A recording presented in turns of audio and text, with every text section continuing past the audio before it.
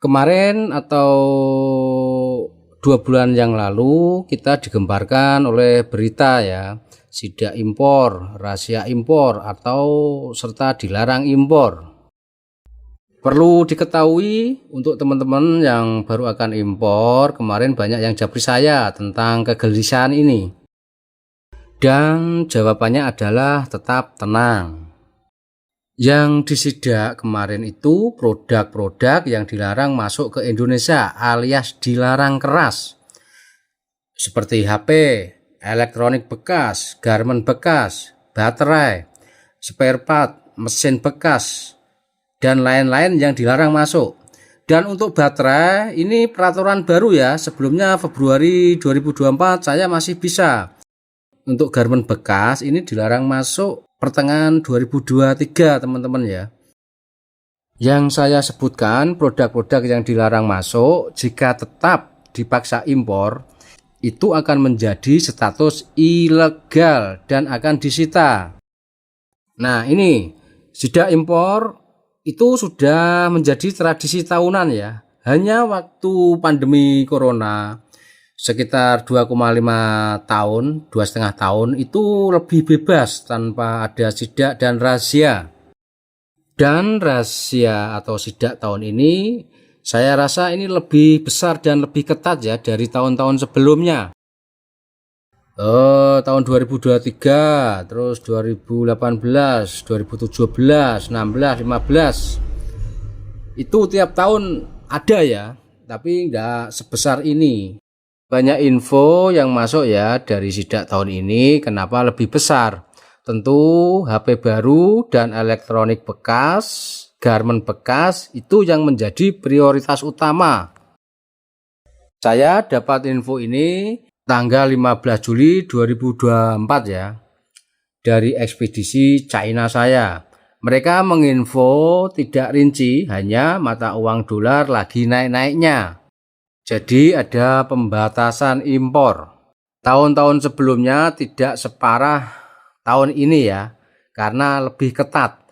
Semua hampir dilarang masuk kecuali kategori umum saja yang bisa jalur laut atau by sea. Semua diarahkan ke jalur udara atau by air. Tentu itu tidak untung ya, karena hitungannya per kilo. Setelah hampir 1 bulan tidak bisa impor dan baru dapat info gembira, pertengahan Agustus mulai normal tapi berangsur-angsur. Dan akhir Agustus 2024 semua kembali normal. Bahkan lantas berat, kosmetik, tekstil, garmen sudah kembali bisa diimpor atau kembali normal.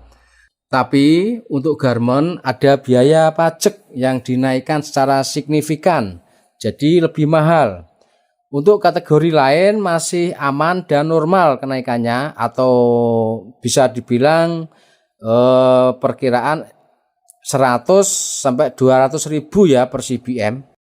Apakah biaya kenaikan garmen yang signifikan dan kategori lain yang kenaikannya enggak banyak ya saya sebut itu, apakah bisa kembali harga normal atau harga sebelumnya sebelum ada sidak ini? Jawabannya yang saya alami dari pengalaman tahun-tahun sebelumnya itu bisa kembali murah dan normal itu ya. Bagaimana barang yang sudah terlanjur diimpor ketika sidak berlangsung itu akan di hold dulu di gudang China paketan teman-teman. Jadi tenang aja ya, nunggu mungkin hampir 1 bulan itu ya. Dan bagaimana jika barang sudah sampai di Indonesia ketika sidak berlangsung? Tetap akan diperiksa atau delay sekitar 2 minggu. Itu saya rasakan dan terjadi di 4 marking code saya. Jadi hampir 2 bulan baru bongkar untuk jalur laut. Maksudnya untuk by sea biasanya 45 hari ya. Dan ini hampir 2 bulan kemarin karena ada delay itu ya. Jadi saran saya lebih baik ikuti instruksi dan peraturan pemerintah. Oke, semoga bermanfaat dan terima kasih teman-teman ya. Untuk konsultasi silakan japri saya di nomor WhatsApp di deskripsi. Salam impor mandiri.